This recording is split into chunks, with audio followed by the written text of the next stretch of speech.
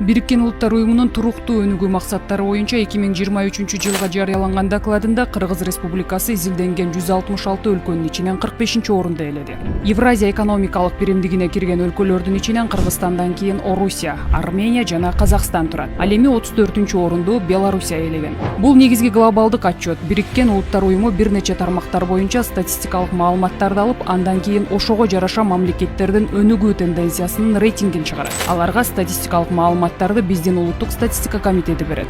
Алсак, глобалдык отчетто Кыргызстандын статистикалык эффективдүүлүк индекси 81,5 баллды түзүп, Борбордук Азиядагы эң жогорку көрсөткүч экени белгиленген. Улуттук статистикалык комитет жалпысынан 172 көрсөткүч боюнча мониторинг жүргүзөт. Анын ичинен 110 көрсөткүч бул глобалдык мүнөзгө ээ. Башкача айтканда, Бириккен Улуттар Уюму бардык мамлекеттерди 110 тармак боюнча изилдөөгө алат. Калгандары улуттук мүнөздөгү мониторинг көрсөткүчтөрү.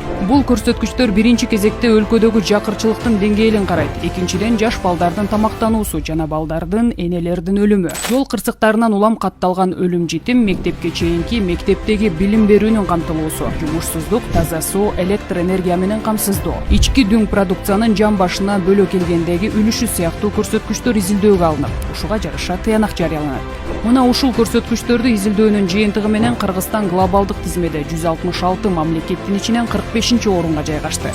Өнүкпөй жатабыз деп кемчилик издебестен ушундай глобалдык рейтингтерге да көз жүгүртүп, өнүгүүгө салым кошолу.